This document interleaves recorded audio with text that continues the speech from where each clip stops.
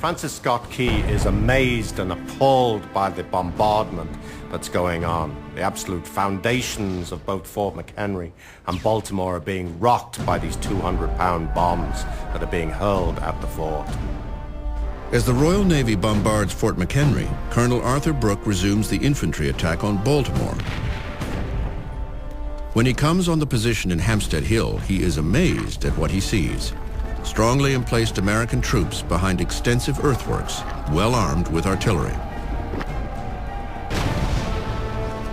While the British infantry advance on Baltimore, the bombardment of Fort McHenry continues into the afternoon. Heavy rain and 13-inch mortar shells deluge the fort. At about 2 p.m., a mortar shell arcs over the walls, killing a gun commander and wounding several soldiers. Private Isaac Monroe recalls the devastation inside the stronghold. Sergeant Clem was killed by my side, a bomb bursting over our heads. A piece the size of $1, 2 inches thick, passed through his body. Moments later, a bomb makes a direct hit on this powder magazine where over 250,000 pounds of powder are being stored. This is the main powder magazine for the defense of Baltimore itself. If this goes, the entire fort will go. If the fort goes, the city may very well fall. But miraculously, the shell fails to ignite, saving Fort McHenry from utter destruction. Despite the unprecedented onslaught, American troops inside the fort counter the attack with lethal force of their own. By nightfall, the bombardment has lasted more than 12 hours. The sky over Fort McHenry is ablaze with lightning and rocket glare, as deafening thunderclaps and artillery blasts shake and rattle all of Baltimore. One U.S. Marine is awestruck by the dazzling but deadly sound and light show. I think the handsomest sight I ever saw was during the bombardment, to see the bombs and rockets flying. An order comes to extinguish the lights in all of Baltimore to prevent the British from seeing any strategic landmarks. Now, only the periodic flashes of lightning and exploding rockets illuminate Fort McHenry. Inside, Major Armistead and his men know they must hold out. The fate of the city, perhaps the nation itself, is in their hands. The only way Francis Scott Key and the people of Baltimore will know if they're successful is if the flag above the fort still waves. They watch, hope, and wait. Throughout the night of September 13, 1814, the British Navy keeps up its bombardment of Fort McHenry in Baltimore Harbor. One British midshipman recalls the relentless artillery attack. All the night, the bombardment continued with unabated vigor. The hissing of rockets and the fiery shells glittered in the air, threatening destruction as they fell.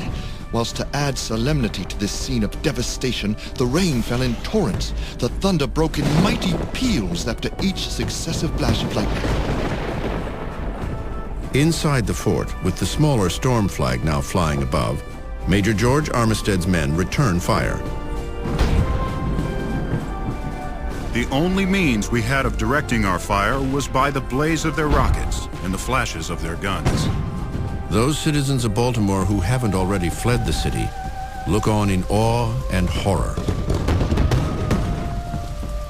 And Francis Scott Key is one of them. Throughout the night, he paces the deck of his ship in the darkness, hoping the explosions would continue, because if there's silence, it might mean the fort had capitulated.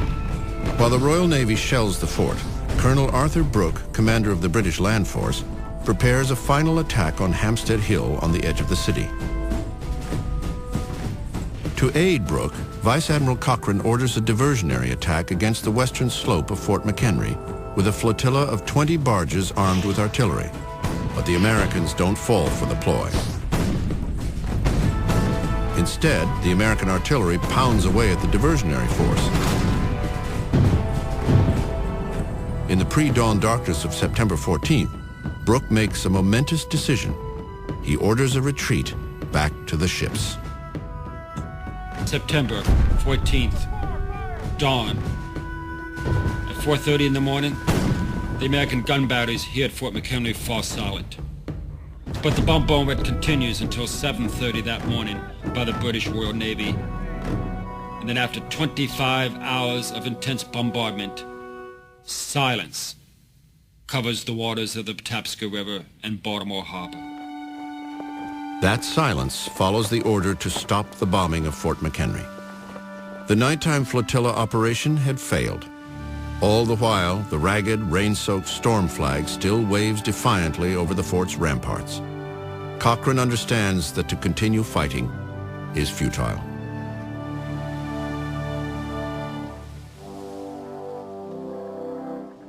One by one, each British warship that only minutes before had unleashed an unprecedented eruption of artillery and rocket fire now weighs anchor and quietly sets sail into the morning mist.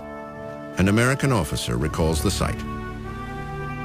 The enemy has been severely drubbed, as well by his army and his navy, and now it is retiring down the river after expending many tons of shot, from 1,800 to 2,000 shells, and at least 700 or 800 rockets. It is a moment to remember. It is a moment now that would define the importance of Fort McHenry in the War of 1812, because something is about to happen. Major Armistead quickly replaces the tattered storm flag by hoisting, as one British observer noted, a most superb and splendid ensign on the battery. The enemy has no trouble seeing it.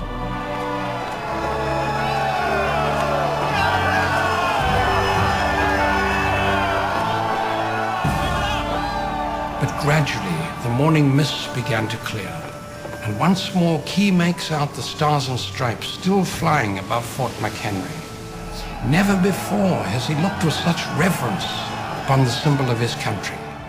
Francis Scott Key, a reluctant patriot himself, a person who was not terribly political and somebody who was against the war itself, finds himself an eyewitness to this moment in American history. I saw the flag of my country waving over a city, the strength and the pride of my native state. And does not such a country and such defenders of their country deserve a song? Key takes out a letter from his pocket and jots down a few verses. Oh, say can you see by the dawn's early light. The British release Key later that morning. He returns to Baltimore and continues to work on his poem.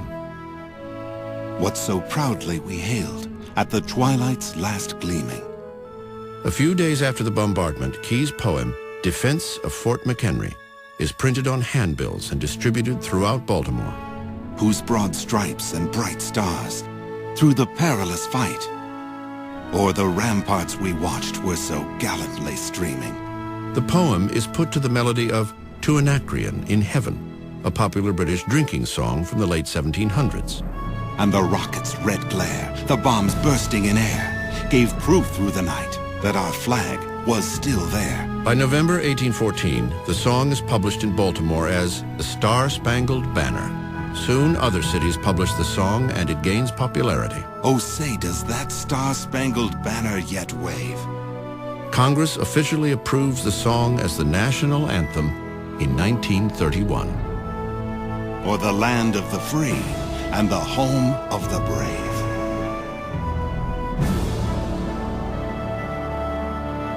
The night of September 14th, 1814, fireworks again explode and light up the sky over Baltimore, this time in celebration. So there were huge celebrations, fireworks and dancing, and the best letter that was written at the time came from a lady in Philadelphia who wrote to her father, and she said, "Papa, there are loud huzzahs, that's hurrahs, in the streets. General Ross is killed. Baltimore is saved." There were fears, she wrote in another letter, that the Americans might have to swear allegiance to the British crown again. That's how high the stakes were to some people.